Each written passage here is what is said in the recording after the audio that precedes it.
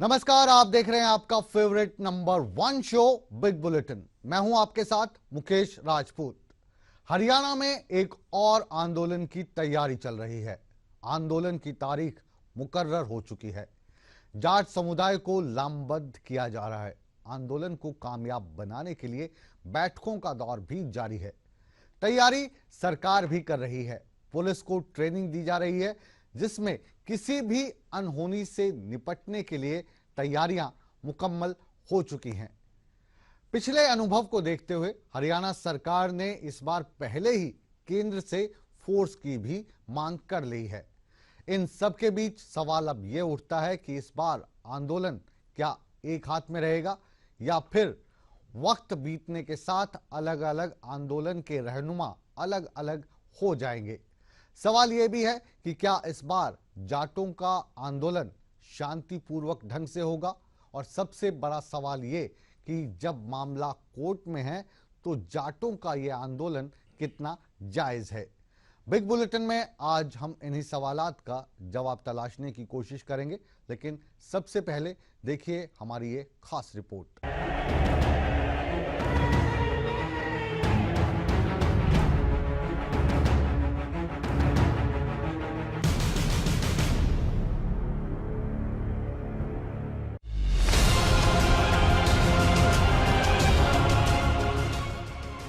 आरक्षण की मांग को लेकर जाटों ने एक बार फिर हुंकार भरी है। जाटों के दो गुट 27 और 29 जनवरी से आंदोलन की शुरुआत करेंगे। जाटों की हुंकार को देखते हुए मनोहर सरकार भी सतर्क हो गई है। आंदोलन के दौरान अराजक तत्वों से निपटने के लिए मनोहर सरकार ने केंद्र सरकार से अर्धसैनिक बलों की 55 कंपनियां मांगी हैं। इसके अलावा 7000 होमगार्डों को भी सुरक्षा व्यवस्था में लगाया गया है। हमने अपनी तरफ से 55 कंपनियां मांगी है केंद्रीय सरकार से। उम्मीद है कि वो कंपनियां हमें मिलेंगी। इसके साथ ही हमने लगभग 7000 होमगार्ड्स की भी उसको हमने कॉल आउट कर लिया है, तो वो भी होंगे। हमारे पास पर्याप्त पुलिस फोर्स है, परंतु जैसे मैंने बताया कि पुलिस फोर्स एक लास्ट रिजोर्ट। गृह सचिव रामनिवास ने कहा है कि प्रदेश में इस बार हालात नहीं बिगड़ने दिए जाएंगे। मुनक नहर समेत सार्वजनिक और निजी संपत्ति का नुकसान नहीं होने दिया जाएगा। चाहे वो प्राइवेट प्रॉपर्टी है, चाहे वो सार्वजनिक प्रॉपर्टी है, चाहे मुनक कनाल है, चाहे नेशनल हाईवेज हैं, चाहे रेलवे ट्रैक्स हैं, किसी भी हालत में उनको बाधित नहीं होने दिया जाएगा। इसके बारे में पूरी तरह से हम कटिबद्ध हैं और इसके बारे में पूरी तरह से हम तैयार हैं। उधर सोनीपत प्रशासन ने भी मनोहर सरकार से अर्धसैनिक बलों की 15 और पुलिस की 15 कंपनियां मांगी हैं। जो हमने करीब 30 कंपनियों की मांग कर रखी है, 15 पैरामिलिट्री फोर्सेस की और 15 जो है हरियाणा पुलिस की। और पूरी तरह से तैयारियां प्रशासन की है। सभी की ऑफिसर्स की ट्रेनिंग, उनकी ब्रीफिंग हो चुकी है। जो हमारे प्रोमिनेंट पॉइंट्स हैं उन पे हम डीसी साहब से कोऑर्डिनेट करके ड्यूटी मजिस्ट्रेट्स लगाएंगे। जो हमारी जो वाइटल इंस्टॉलेशंस हैं, जैसे NH1 है, मुनक नहर है, रेलवे ट्रैक है, इस पे हम ज़्यादा सतर्कता बरतेंगे। बहरहाल आंदोलन को देखते हुए सरकार और प्रशासन पूरी तरह से सतर्क नजर आ रही है। ऐसे में उम्मीद है कि इस बार जाटों का आंदोलन हिंसक नहीं होगा। ATV न्यूज के लिए सोनीपत से नितिन अंतिल के साथ चंडीगढ़ से मनोज कुमार की रिपोर्ट।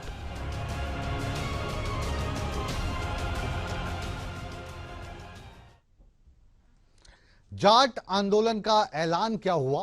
प्रदेश में सियासत एक बार फिर गर्म हो गई। जाटों के आंदोलन को लेकर राजनीतिक दलों में आरोप प्रत्यारोप का दौर अब शुरू हो चुका है। देखिए हमारी एक और रिपोर्ट।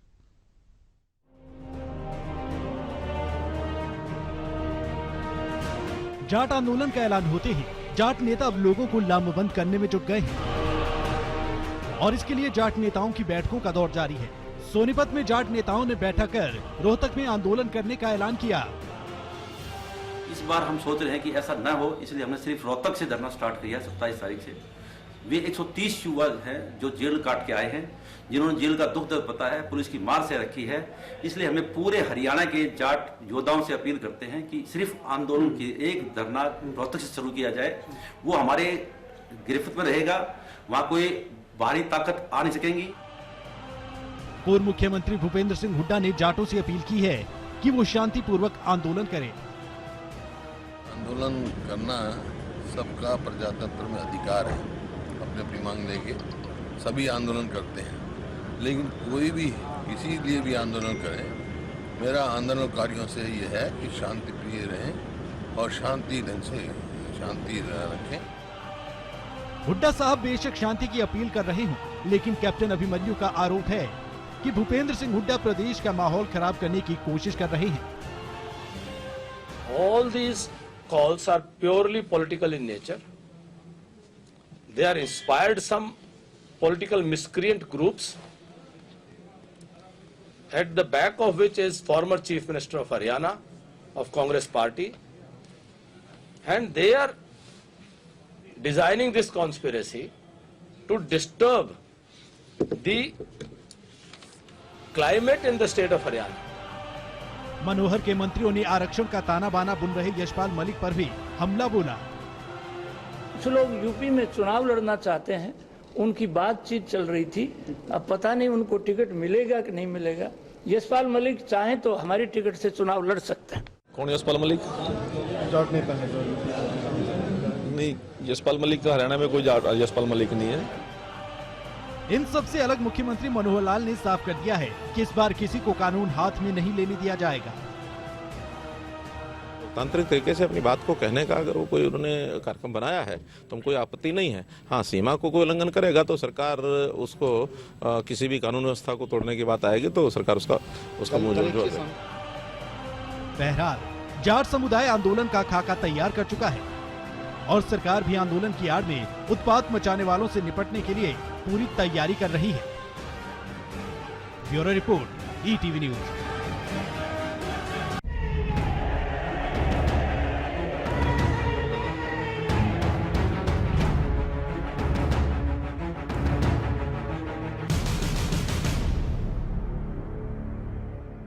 तो जाट आरक्षण आंदोलन की आहट एक बार फिर हरियाणा में सुनाई देने लगी है। सरकार इसके लिए अपनी तैयारी कर रही है और जाट भाई इस आंदोलन की मार्फत न केवल जाट आरक्षण की बात कर रहे हैं, बल्कि जो लोग पहले गिरफ्तार किए गए उनको रिहा किया जाए और बहुत सारे उनके इश्यूज हैं उनको सामने रखने की कोशिश कर रहे हैं। ज्ञानचंद गुप्ता जी भारतीय जनता पार्टी के प्रवक्ता के तौर पर हमारे साथ जुड़े हैं, बहुत बहुत स्वागत है आपका। धन्यवाद। पंकज पूनिया कांग्रेस की ओर से और हमारे साथ जो इनके साथ बैठे नजर आ रहे हैं वर्धान साहब जो एक वकील के तौर पर, आर.एस. बद्रान साहब, बहुत बहुत स्वागत है आपका। नरेश कौशल जी वरिष्ठ पत्रकार, पूर्व संपादक रह चुके हैं और नीलम चौधरी जाट नेत्री के तौर पर हमारे साथ जुड़ी हैं। वैसे पेशे से नीलम चौधरी भी वकील हैं। पहला सवाल नीलम चौधरी आपसे, एडवोकेट के तौर पे नहीं, जाट नेत्री के तौर पर, क्योंकि लगातार आप इस केस को फॉलो कर रही हैं, अदालत में लगातार जाती हैं साथ में, और ये जो अब आंदोलन की बात हो रही है इसके मायने क्या हैं? जब कोर्ट में केस है तो इसके क्या फायदे क्या नुकसान होंगे? इससे क्यों किया जा रहा है ये आंदोलन? देखिए, इस केस पर स्टे लगे हुए करीबन 7-8 महीने हो चुके हैं और इस बीच में सरकार ने कोई भी इस तरह की कोशिश नहीं करी है जिससे कि जाट या बाकी जो वर्ग हैं उनको इससे कुछ फायदा मिलता। ऐसा उनकी किसी भी कोशिश में नजर ही नहीं आ रहा है कि वो इस मामले के लिए थोड़े से भी संजीदा हैं। तो जिसकी वजह से कुछ समुदाय, कुछ वर्ग के लोग, हमारे जाटों में ही कुछ लोग ऐसे थोड़े से हतोत्साहित हो जाते हैं। उन्हें लगता है कि इस तरह से सरकार उनकी मांगों के सामने झुकने वाली नहीं है, वो उनकी बातें नहीं मान रही। अभी आप देखें तमिलनाडु में जलीकुट्टी की वजह से जो सरकार ने कितनी जल्दी से ऑर्डिनेंस पास किया, इवन सुप्रीम कोर्ट की जो ऑर्डर थे उसकी धज्जियां उड़ा दी, कितनी जल्दी एक्शन लिया।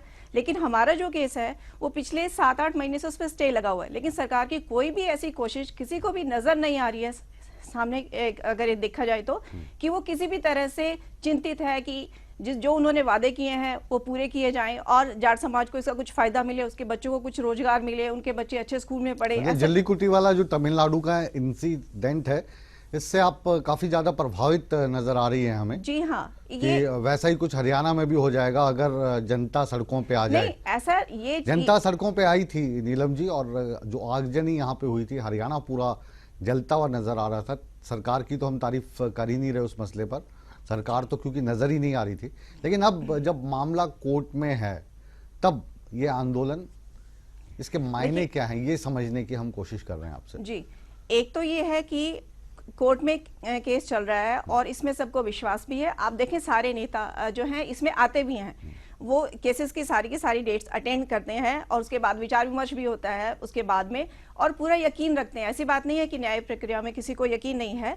हाँ, कुछ जाटों में ही कुछ लोग इस तरह से सामने आ रहे हैं जो कुछ अलग तरह की स्टेटमेंट देते हैं, लेकिन फिर भी सबका ये है कि जब सरकार ने वादा किया था कि उसको 9 शेड्यूल में भेज के इसको जुडिशियल प्रीव्यू से बाहर करेंगे, ऐसा कोई भी वादा सरकार ने पिछले 7-8 महीने में किसी तरह की बातचीत नहीं की, सरकार को कोई पत्र नहीं लिखा। ये तो जब केंद्र में और राज्य सरकारें एक ही पार्टी की हैं, फिर भी ये काम नहीं हो रहा है, तो एक जो विश्वास है वो थोड़ा सा हिल जाता है सबका। तो वो डगमगाया हुआ विश्वास है जिसकी वजह से वो आंदोलन की राह पर चलने की सोच रहे हैं। जी, पंकज पूनिया साहब का संबंध कांग्रेस से है, इनके पास हम चलते हैं। आपके जो बड़े नेता हैं भूपेंद्र सिंह हुड्डा, जाट नेता के तौर पर भी उनको जाना जाता है, उनकी स्टेटमेंट भी यही रहती है कि मैं जाट पहले हूं और मुख्यमंत्री या पूर्व मुख्यमंत्री या पूर्व सांसद बाद में हूं। और आरोप ये लग रहा है, कैप्टन अभिमन्यु ने लगाया है कि वो इस आंदोलन को हवा देकर अपनी राजनीति चमका रहे हैं।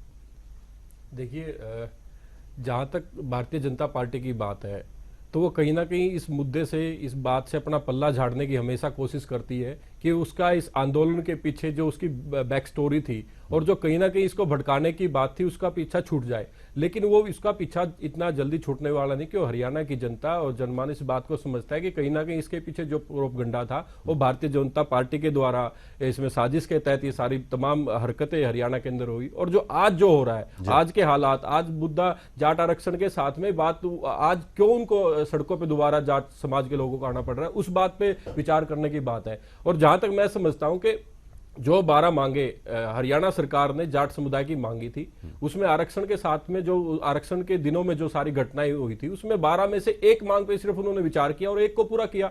आज कहीं ना कहीं आरक्षण के साथ में जो तमाम 11 बातों से हरियाणा सरकार, भारतीय जनता पार्टी की सरकार मुकर गई है, तो बात वो भी है। और आप उस विषय पे कहीं ना कहीं ये बात ना करके उसको दोबारा से उसको घुमाने की और दबाव से समाज को, कहीं ना कहीं जाट समाज को दबाने की बात करते हैं। लेकिन वो आप कहीं ना कहीं भारतीय जनता पार्टी की सरकार को जो उसके 11 मुद्दे छूट गए, जो 11 मांगे 12 में से एक सिर्फ पूरी कर पाए। कमोवेश आपके विचार और नीलम चौधरी के विचार कमोवेश एक जैसे ही हैं, क्योंकि जाट समुदाय से आप लोग भी जुड़े हैं और जाट समुदाय का जो वोट बैंक है उसकी चिंता भी है। वेद प्रकाश हमारे साथ जुड़े हैं, आरटीआई एक्टिविस्ट हैं रोहतक से। वेद प्रकाश जी, ये जो जाट आरक्षण को लेकर आपने भी काफ़ी आरटीआई लगाई है, बहुत सारे आंकड़े आपने इकट्ठे किए हैं, उनके आधार पर आप हमेशा जाट आरक्षण के विरोधी के तौर पर देखे जाते रहे हैं। क्या है आपके पास कहने के लिए जो ये समुदाय विशेष है कि इनको आरक्षण ना मिले? क्यों ना मिले? हर एक आदमी को अपने हक मांगने का अधिकार है।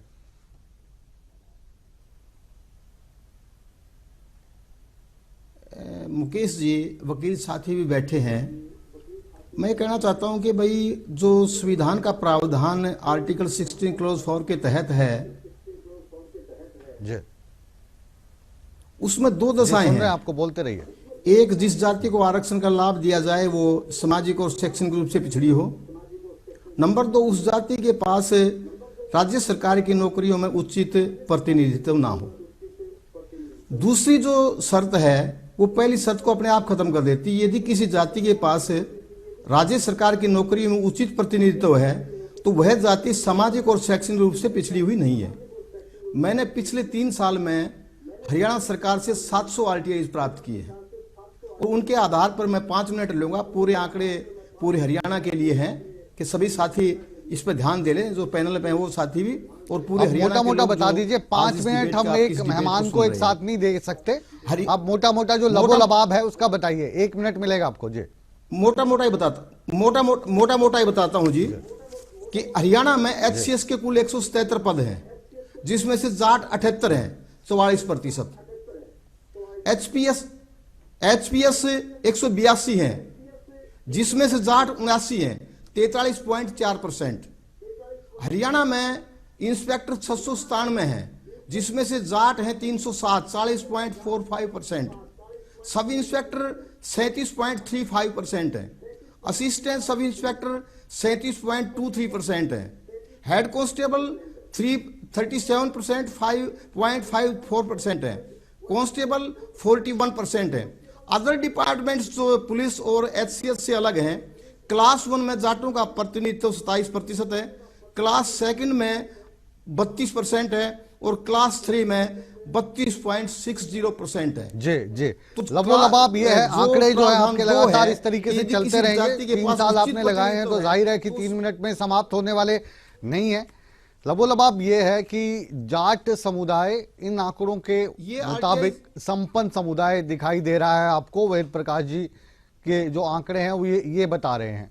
तो ये जो आंकड़े हैं वर्धमान साहब, ये आंकड़े इन सरकार आंकड़ों के मुताबिक तो जाट समुदाय काफी संपन्न दिखाई दे रहा है। तो आरक्षण की जरूरत क्या है, समझ गए हम जो आप बात कहना चाह रहे हैं, उस बात को हमने समझ लिया। जी वर्धन साहब, देखिए ये जो आंकड़े हैं ये कोई रिकॉर्ड नहीं है, क्योंकि जस्टिस केसी गुप्ता की रिपोर्ट इस पे आई है। जस्टिस केसी गुप्ता की रिपोर्ट में पूरा सरकार के जो आंकड़े हैं उसमें प्रस्तुत किए और जो सामाजिक व्यवस्था है उस पर सारी चर्चा की गई। इससे पहले जो आंकड़े बता रहे हैं ये क्लेम कर रहे हैं कि ये वाली RTIs के मार्फत निकाले इन्होंने, घर पे बैठ के नहीं लिखे हैं ये वाले आंकड़े। सिर्फ एक सर्विसेज को लेकर ही किसी को बैकवर्ड डिक्लेयर नहीं किया जा सकता। उसके सारे जो डाटा है, जो सामाजिक व्यवस्था है, जिसमें उसकी शिक्षा का भी एक है कि कितने प्रतिशत बच्चे 10वीं क्लास से ज्यादा पढ़े लिखे हैं या कितने ग्रेजुएट हैं, ये सारे आंकड़े एकत्रित करके ही जस्टिस केसी गुप्ता ने रिपोर्ट दी और उस रिपोर्ट के बेसिस पर ही, रिकमेंडेशन के बेस पर ही रिजर्वेशन दी गई। इससे पहले जस्टिस केसी गुप्ता से पहले गुरनाम सिंह आयोग बना, जस्टिस गुरनाम सिंह की रिपोर्ट है। और इसके अलावा जो रिजर्वेशन का जो मुद्दा है, जिन लोगों ने उठाया उन्होंने सरकार के पास अपनी जो आर्थिक स्थिति है या जो रोजगार की जो स्थिति है वो सारे आंकड़े प्रस्तुत किए और सरकार ने अपना माइंड अप्लाई करने के बाद ही रिकमेंडेशन की। कांग्रेस सरकार ने प्रकाश जी ये कह रहे हैं कि जो आपने इकट्ठे किए आंकड़े ये सर्विस वाले हैं और सर्विस वाले जो आंकड़े हैं ये आधार नहीं हो सकता किसी को संपन्न बताने के लिए। बहुत सारी चीजें ऐसी हैं जिसके आधार पे रिपोर्ट बनाई गई थी और उसके हिसाब से जाट जो है पिछड़ा है।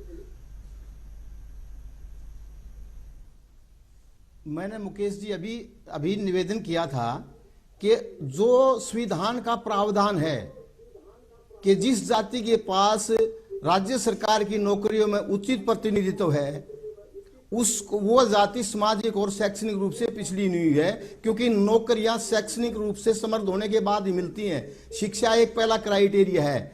तो जब नौकरियां उनके पास, उनकी आबादी एडमिटेड 25% है, उनके पास 35 से 42% नौकरियां हैं, तो अपने आप में सामाजिक और शैक्षणिक पिछड़ापन को भारत का संविधान ये कहता है कि यदि किसी जाति के पास सरकारी नौकरियों में उचित प्रतिनिधित्व है, नीलम चौधरी तो जाति सामाजिक और जो वेद प्रकाश जी कह रहे हैं लॉजिकल लग रही है। मैंने इसके लिए यदि भूपेंद्र सिंह हुड्डा समझ में आ रहा है।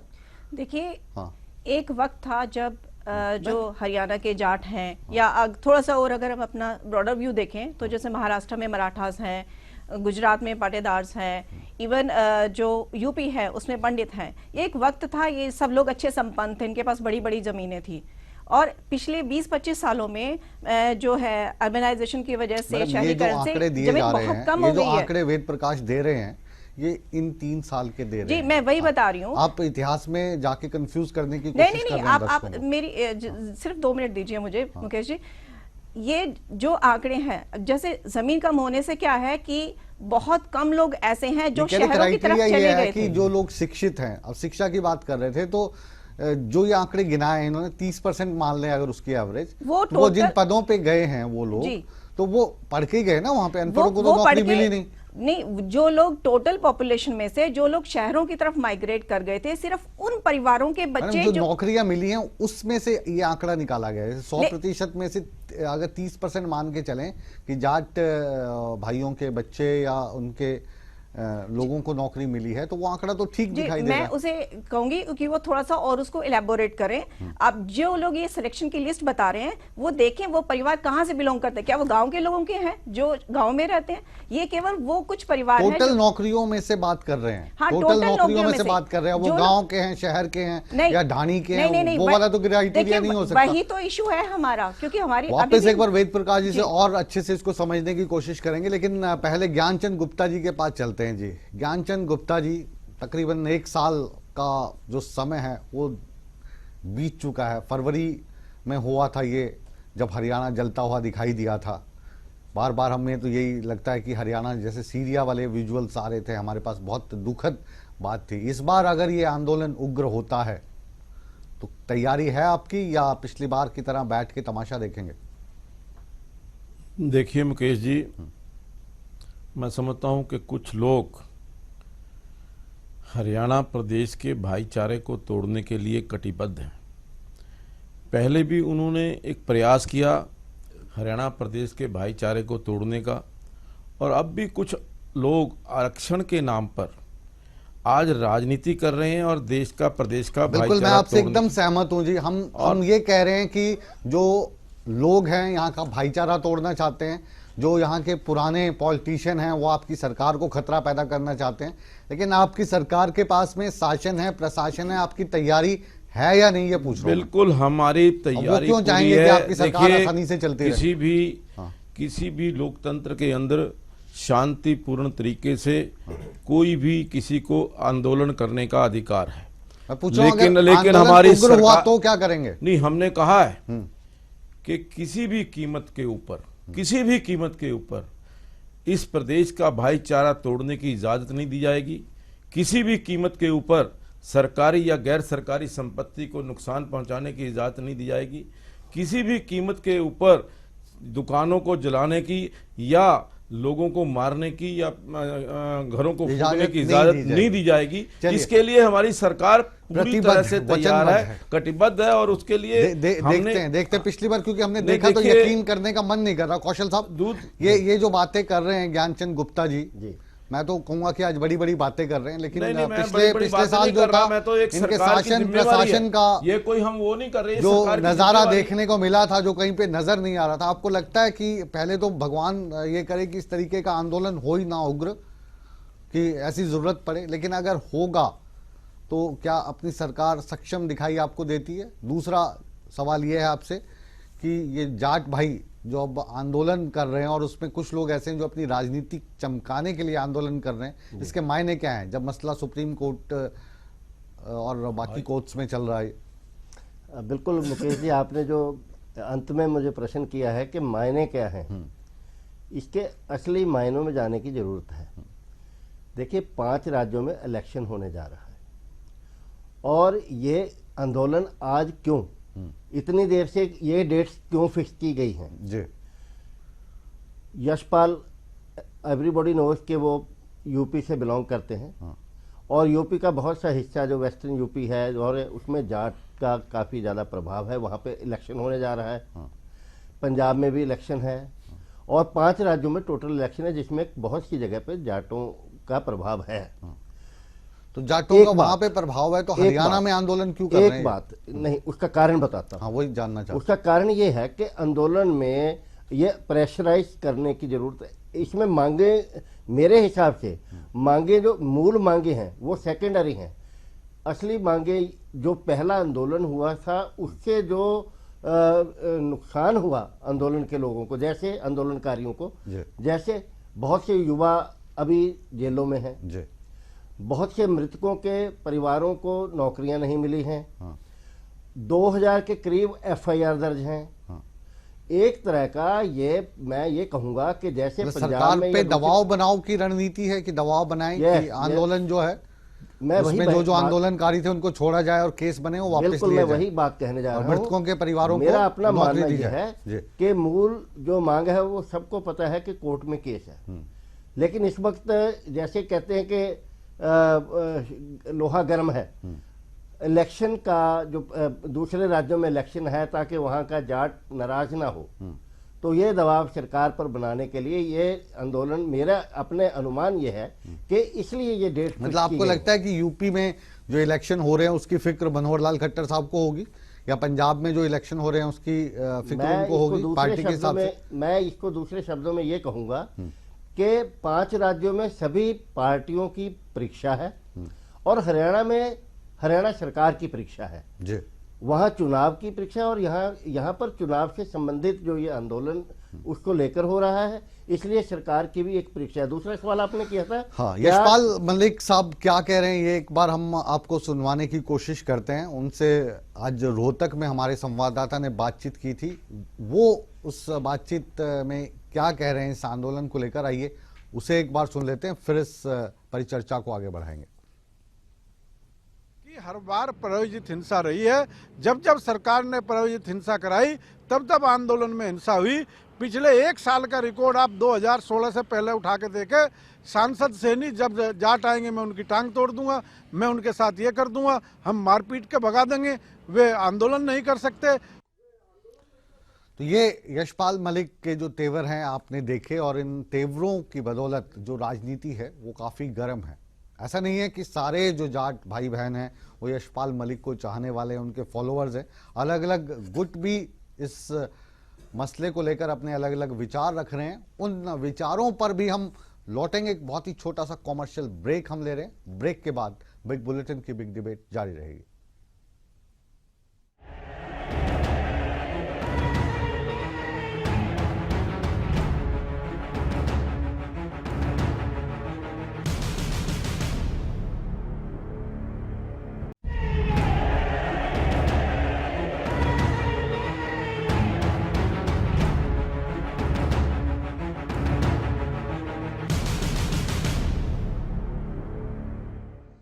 ब्रेक के बाद आप सभी दर्शकों का एक बार फिर स्वागत है। जाट नेता अलग अलग बयानबाजी कर रहे हैं, इसमें भी कोई दो राय नहीं है। यशपाल मलिक को आपने ब्रेक में जाने से पहले सुना था, वहीं दूसरी तरफ जाट नेता ओपी मान का कहना है कि यशपाल मलिक स्वार्थ की राजनीति कर रहे हैं। जाट महासभा उस धरनों में हिस्सा नहीं लेगी और हम ये चाहते हैं कि ये धरने स्थगित कर दिए जाए। मलिक भी एक स्थगित कर दे तो अच्छा, क्योंकि सरकार से मिल बैठ करके जो हमारा फैसला हुआ था कि केस वापस लिए जाए, जो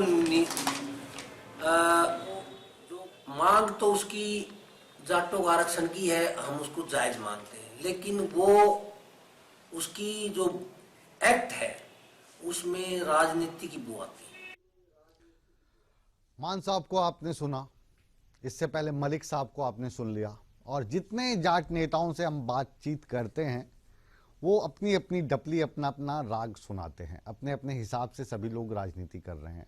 नीलम चौधरी जी, ये राजनीति का अखाड़ा बन गया। आरक्षण किसी को चाहिए या ना चाहिए ये तो दूर की बात होगी। दूसरी बात होगी, इसी आरक्षण के चक्कर में एक तो ओबीसी के बहुत बड़े नेता बन के निकल गए, राजकुमार सैनी, उसी तर्ज पर आपके नेता चल रहे हैं। यशपाल मलिक अपनी बात कहते हैं, हवा सिंह सांगवान अपनी बात कहते हैं, मान साहब कुछ कहते हैं, वरदान जी कुछ कहेंगे, नीलम चौधरी कुछ कहेगी। ऐसा क्यों? कोई नेता है आपका, एक नेता है जिसे जाट नेता मान लिया जाए?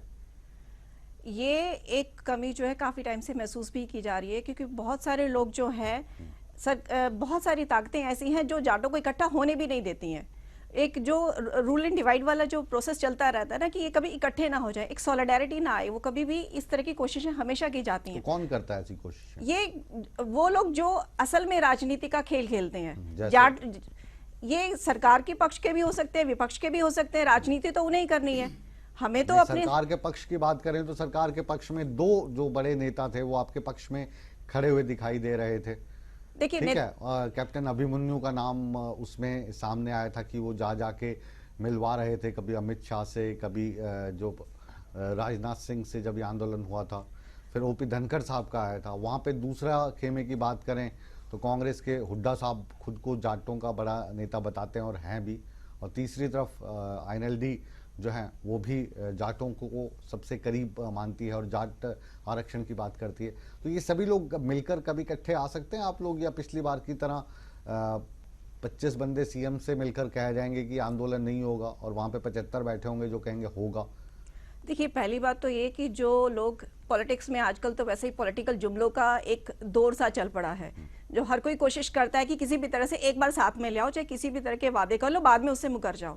और कुछ ये इस वक्त इलेक्शंस का टाइम है, तो इस तरह की मीठी मीठी बातें करना राजनेताओं का जो है एक धर्म सा बन गया है और वो इसी कोशिश में फिर ये चाहते हैं। हाँ, इतना जरूर है कि जाट के नेता, जो जितने भी जाट लीडर्स हैं जो समाज के लिए काम करना चाहते हैं, उन्हें जरूरी है कि वो एक मंच पे, मैं हमेशा से पहले भी मैंने इस बारे में कहा है कि ये बहुत जरूरी है कि हम सब मिलकर कहते तो स्पेशली सुनता आपकी भी कोई नहीं जी, है, कोशिश जरूर करते हैं। जैसे चलिए आपकी कोशिशें कामयाब हो और जो जाट समुदाय है वो एकजुट हो, हम ये चाहते हैं। वेद प्रकाश जी हैं जिनको जाटों को जो आरक्षण की मांग है उससे ही एलर्जी है।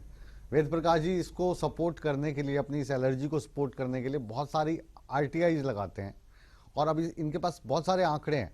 वेद प्रकाश जी, और आपको 2 मिनट देते हैं, आप 2 मिनट में विस्तार पूर्वक बता दीजिए कि किस आधार पे आपको जाटों को आरक्षण देना रास्ते नहीं आता। मुकेश जी जी जी मुकेश जी, जब इन जाटों के पास आबादी से कहीं ज्यादा उचित प्रतिनिधित्व है तो केवल और केवल जाट जाति के जो भी लीडर राजनीतिक चाहे सामाजिक चाहे खाप के नाम पर जो इस प्रकार आंदोलन करवाते हैं वो सीधी सीधी एक समाज में अराजकता फैलाने की कोशिश कर रहे हैं। जब उनको पता है कि भाई जाटों के पास उचित प्रतिनिधित्व है तो कोर्ट इसका सरकार दे भी दे आरक्षण तो कोर्ट में जाके वो खत्म हो जाएगा। मेरे पास 700 आरटीआईज हैं, ये सरकार की दी हुई है, हरियाणा के चीफ सेक्रेटरी द्वारा दी गई है।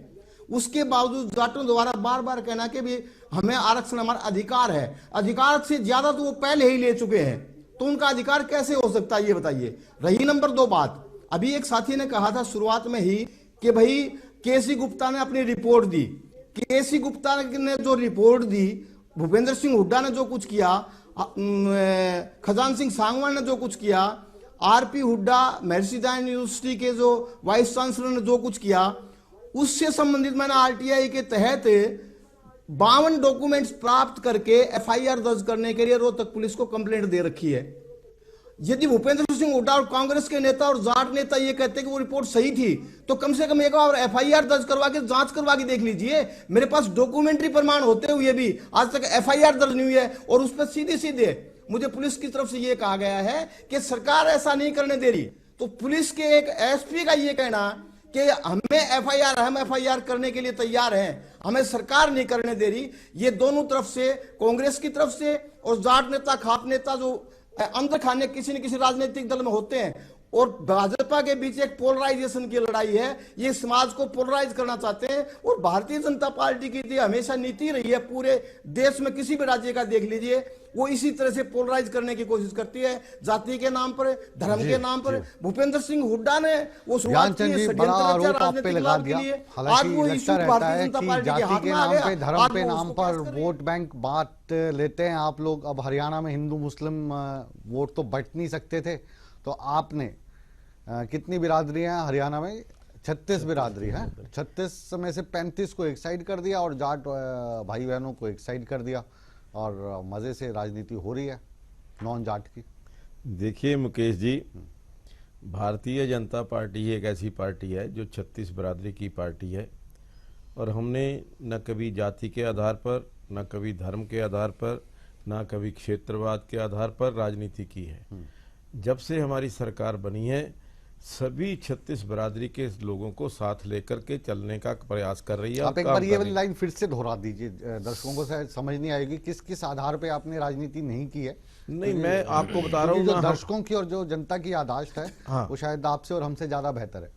धर्म के आधार पे भाजपा ने कभी राजनीति नहीं बिल्कुल नहीं की है। दूसरा आधार बताइए। जाति के आधार पर कभी जाति के आधार पर भाजपा ने कभी राजनीति और कभी क्षेत्र के आधार पर क्षेत्र के आधार पर कभी नहीं। हाँ, रामलला हम आएंगे, मंदिर वहीं बनाएंगे, ये नारा देखिए, कांग्रेस ने दिया हमारी था। आस्था है, ये नारा कांग्रेस ने दिया था, हमारी आस्था है। हाँ, ये नारा इनेलो ने दिया था। नहीं, आस्था है हमारी, वो वोट बैंक की राजनीति, राम के प्रति हमारी आस्था है। तो आप तो धर्म की राजनीति करते नहीं ना, ये हमने उसके नाम पर वोट कभी नहीं मांगे। आस्था हमने उसके सभी धर्मों को साथ उसके नाम पर वोट कभी नहीं मांगे। रामलला आएंगे, मंदिर वहीं उसके नाम बनाएंगे, पर वोट कभी नहीं मांगे। ये हमारी आस्था है। बनाया फिर मंदिर हमारी आस्था है। सत्ता में आए और मंदिर बनाना भूल गए। नहीं, मंदिर का लोहा इकट्ठा कर रहे थे, आप मूर्ति बना रहे थे। मंदिर हमारी आस्था का प्रश्न है। मंदिर हमारे, हाँ, तो आस्था आपके हिंदुओं में है ना, हिंदुओं की राजनीति करते हैं। ये कहीं भी किसी की आस्था हो सकती है। हर व्यक्ति को वोट बैंक की राजनीति करते हैं। हर व्यक्ति को हिंदू वोट बैंक की राजनीति आप करते हैं। नहीं, देखिए, हर आपके नाना कहने से क्या होगा, जनता जानती है इस चीज को। तो जो चीज करते हैं, कम से कम टीवी पे आके तो ऐसा मत बोलिए कि हम नहीं करते हैं। स्वतंत्रता है कि वो जहां पर बनाइए जिसकी कोई आस्था है, वो अपनी आस्था के मुताबिक अपने धर्म का पालन करे। आप काम भी करते हैं और फिर बाद में कहते हैं हम नहीं करते। बिल्कुल नहीं, जो करते हैं कम से कम बोलो तो नाना कि हम नहीं करते। बिल्कुल, हम कह रहे हैं कि ये राम मंदिर वहां पर अयोध्या के अंदर बने, ये हमारी आस्था का प्रश्न है। ये आस्था होगी। हाँ, बिल्कुल हमारी आस्था का प्रश्न है। और हम इन शब्दों के चयन से बचा कीजिए, ये मेरा आपको छोटा सा टिप है। नहीं, देखिए, हम अपनी आस्था को चीजों से बचा कीजिए। नहीं, बचने की हमें क्यों, मेरी आस्था को, छोटे भाई मेरी आस्था के ऊपर आप क्यों चोट पहुंचा रहे हैं? क्यों बचने का प्रयास करूं मैं? मैं अपनी आस्था को ऐसे मत कहिए ना कि हम सभी धर्मों को बराबर मान के चलते हैं, ये करते हैं, वो करते हैं। मैं अपनी आस्था क्यों बदलूंगा किसी के कहने से? मत बदलिए ना, कौन बदलवाना चाहता है? तो फिर मैं कांग्रेस के पूनिया साहब के पास जा रहे हैं जी। देखिए साहब, अभी क्योंकि देखिए, मैं मुकेश जी, अभी मेरी बात पूरी हो रही है, तो फिर आप पॉइंट पे बताइए। देखिए, जो आपने अभी जो ये आरोप लगाया, मैंने नहीं लगाया आरोप कहां से लगा, आपको यही पता नहीं लगा? देखिए, नहीं, आरोप कहां से लगाया? मैंने लगाया नहीं, मैंने कहा कि वेद प्रकाश जी ने कहा कि वेद प्रकाश जी ने ये कहा कि वहां पर हम धर्म के नाम पर हमने 36 बरादरी को एक रखने का प्रयास किया, और अब भी हमारा प्रयास है कि कुछ लोग जो जातिवाद की वो राजनीति करते हैं, आज भी वो राजनीति के कारण इस प्रकार का प्रयास कर रहे हैं कि एक जाति को तोड़ने का प्रयास कर रहे हैं, समाज से अलग करने का प्रयास कर रहे हैं, समाज को तोड़ने का प्रयास कर रहे हैं। आज अभी जो आपकी सरकार पे आरोप लगाना जी इन दंगों के दौरान, वो ये लगा कि हरियाणा सरकार और भारतीय जनता पार्टी जाट और नॉन जाट की राजनीति कर रही है। बिल्कुल नहीं कर रही। जो लोग हमेशा जाटों ने राज किया, इस बार जिन लोगों ने जाट की राजनीति की वो एक्सपोज हो चुके हैं। हमने तो 36 बरादरी की राजनीति की है हमेशा, और 36 बरादरी को साथ लेकर के चलने का प्रयास कर रहे हैं, और हमारी सरकार उसी ये बयान मनोहर लाल खट्टर का आया था, मुख्यमंत्री साहब का, आदरणीय खट्टर साहब का, कि डंडे के बल पे आरक्षण नहीं देंगे। बिल्कुल सही बात है, डंडे के आधार पर किसी को भी कोई चीज नहीं मिलनी चाहिए। तो ये अगर उनकी जरूरत है, जो चीजें हैं ना, नहीं, जब अगर उसके हक है, कोई दिल में हो तो ठीक है, लेकिन जुबान पे आए वो भी मुख्यमंत्री के तौर पे, तो वो डिफरेंसेस पैदा करती हैं। डंडे के आधार पर कोई कहे कि मैं अपना ये मनवा लूंगा, तो मुझे लगता है वो ठीक नहीं है जी। कुछ कहना चाह रहे हैं जी आप रोहतक से, फिर मैडम आपके पास आते हैं जी। वेद प्रकाश जी कहिए। मुकेश जी, मैंने कांग्रेस का भी बताया, भूपेंद्र सिंह हुड्डा ने जो षड्यंत्र रचा वो तो मैंने कोर्ट में रख दिया है। और भारतीय जनता पार्टी 20 अगस्त 2015 को मैंने हिसार में राजकुमार सैनी के मंच पर ये कहा था कि राजकुमार जी, हरियाणा में पिछड़े वर्ग के लोगों को क्लास 1 और 2 में 27% आरक्षण नहीं मिला है, जबकि केंद्र की सरकार 27% 1990 में दे चुकी है। आपके लिए सबसे बढ़िया मंच है, संसद में ये बात। वो वेद प्रकाश जी चिंता ना करो, भारतीय जनता पार्टी के ज्ञानचंद गुप्ता जी से बात हो रही थी, जब कांग्रेस वालों के पास जाएंगे उनसे भी सवालात ऐसे ही होंगे। वापिस आपके पास लौटते हैं। हाँ जी पूनिया साहब, अब आप बताइए, आपकी पार्टी, मैंने उनसे कहा था राजकुमार जी से, लेकिन क्योंकि आपकी पार्टी पे आरोप ये लगा कि जो आरक्षण देना ना देना, ये भारतीय जनता पार्टी जो कोशिश कर सकती थी, इन्होंने कोशिश की। वेद प्रकाश जी सुन लीजिए, अब इन्होंने विधानसभा में भी एक कोशिश की, इसको पास करने की भी कोशिश की, वो दबाव में किया या जैसे भी किया। आपकी जो पार्टी के नेता हैं उन पे आरोप यह है कि जहां जहां पर आपका दमखम लगता था, वहां पे आपने जाट भाइयों को भड़काने की कोशिश की, और अधिकतर हरियाणा वहीं पे जला जो हुड्डा साहब का इलाका माना जाता है, जहां पे हुड्डा साहब का वोट बैंक है। और हुड्डा साहब इस पूरे खेल को देखते रहे, दिल्ली में दरी बिछा के जंतर मंतर पर। रोहतक क्यों नहीं आए, वो रुकवाया क्यों नहीं, रिक्वेस्ट क्यों नहीं की उन्होंने? नहीं देखिए मुकेश जी, जहां तक कांग्रेस के इसके पीछे की बात है, वो बिल्कुल भारतीय जनता पार्टी के लोग हमेशा से ही खुद करके निकल जाते हैं और दूसरों पर कीचड़ उछालते रहती है। इनकी एक प्लानिंग रही है। और जहां तक जाट आंदोलन की बात है, उससे पहले भी राजनीति की अगर हम बात करें तो ये शुरू कहां से हुआ? 1999 में जब हमारे पूर्व प्रधानमंत्री 99 में नहीं जाना, मैं उसी बात में नहीं जाना, मेरे पास इतनी याददाश्त नहीं है। मैं जो राजनीति की आप बात कीजिए 2016 की, 2017 पे ये जो एक साल का पीरियड है, इस पे बात कर लेते हैं। नहीं, बिल्कुल इस पे भी बात करेंगे, लेकिन जो अभी पीछे बातें छूट गई थी कि राजनीति, भारतीय जनता पार्टी हमेशा से इस बात की राजनीति करती है, चाहे वो जात पात की राजनीति करती है, धर्म की राजनीति करती है, सच्चाई है। और अगर हम इसको जाति की राजनीति कांग्रेस जम के करती है, ठीक है, उनको हमने कह दिया, उनके फेस पे कहा ना, मुंह पे कहा, टीवी पे कहा कि धर्म की राजनीति भारतीय जनता पार्टी करती है और कास्ट की राजनीति, शेड्यूल कास्ट की राजनीति कौन करता है? कांग्रेस करती है। नहीं, सबसे पहले तो इन्होंने जाट मुद्दे पे इन्होंने बात की राजस्थान में जाके। अटल बिहारी वाजपेयी जी ने 1999 में जो चुनाव लड़ा, वो राजस्थान के अंदर जाकर उन्होंने बकायदा इसमें ओबीसी में जाटों को शामिल करने की बात की। उसके बाद उन्होंने वहां पे आरक्षण, सबसे पहले उन्होंने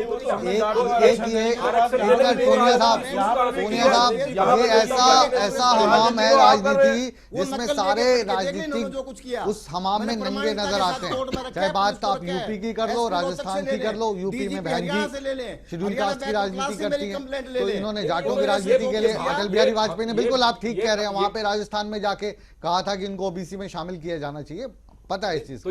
लेकिन ये जो आंदोलन था, ये जो आंदोलन उग्र हुआ, इसका ठीकरा भारतीय जनता पार्टी ने हुड्डा साहब पे, कांग्रेस के नेताओं पर फोड़ा। और प्रोफेसर वीरेंद्र का जो ऑडियो आया था वो आपने भी सुना था, उसमें वो भजन करने की बात नहीं कह रहे थे, भाजपा का ये कहना था। कहिए आप।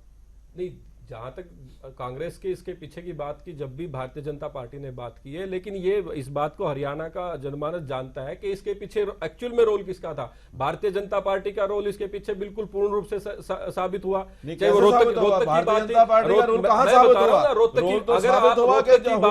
आपके पास सरकार के पास सबसे पहले तो सरकार की जिम्मेदारी बनती है, कांग्रेस की बात कहां से आ गई?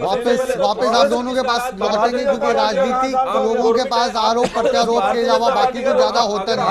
वर्धन साहब, आपके पास हमारे कानूनी पहलू अगर इस मसले पर देखें तो आपको नहीं लगता कि चाहे सरकार हो या जाट नेता हो, ये आज भी जनता को मूर्ख बनाने का काम कर रहे हैं? क्योंकि जिस हिसाब से आरक्षण की जो विधि है मिलने की, उस विधि को फॉलो करने की बात कोई नहीं कह रहा है।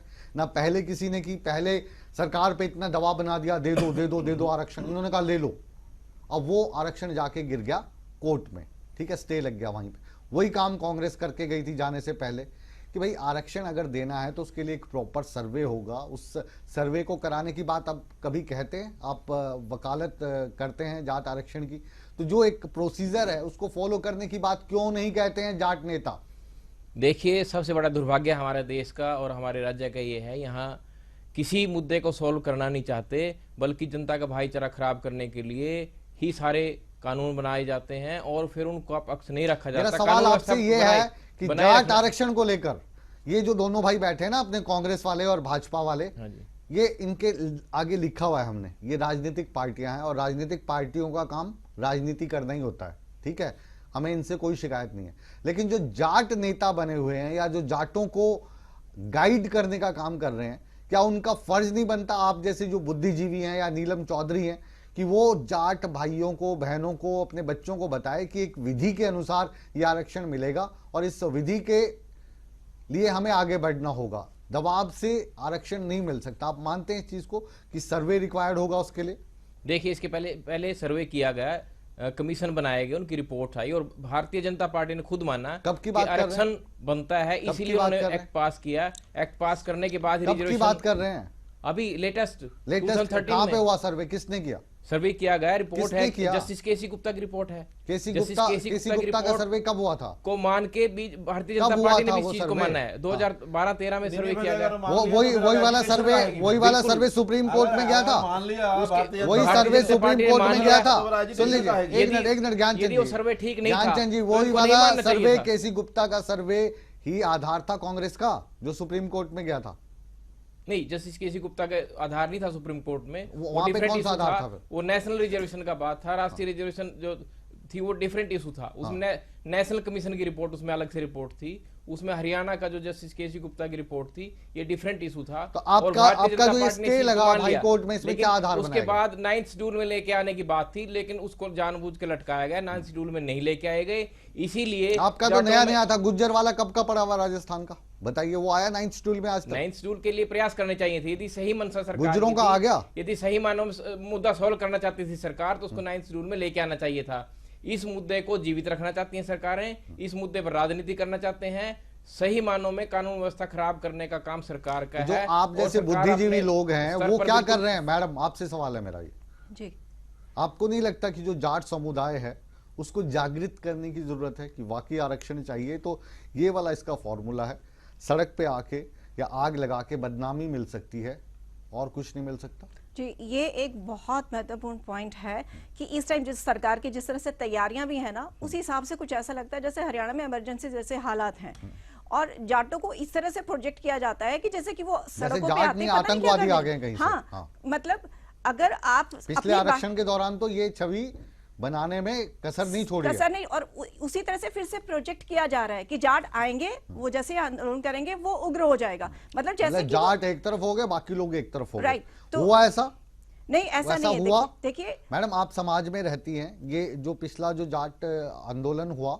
इसमें आपने ऐसा फील किया कि जाट भाई बहन एक तरफ आ गए और बाकी 35 बिरादरियां एक तरफ आ गई, ऐसा प्रयास हुआ या नहीं हुआ? देखिए, दूसरे लोग कोशिश जरूर करते हैं।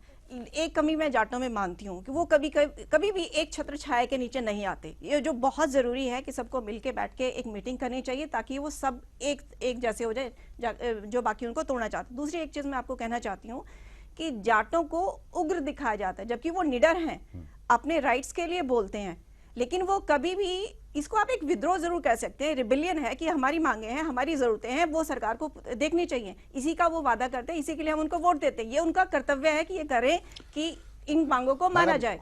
चौधरी वीरेंद्र सिंह भी बड़े जाट नेता हैं, जी ठीक है, उनको हमने कहा था कि आरक्षण देगा जाट, नहीं तो खड़ी कर देगा खाट, तो खाट तो खड़ी कर दी जाट समुदाय ने, लेकिन आरक्षण फिर भी नहीं मिल पाया। वापस आपके पास लौटने की कोशिश करेंगे, नरेश कौशल जी के पास चलते हैं। ये पूरा जो अपनी परिचर्चा है आपके हिसाब से इसका लबोलबाब क्या है?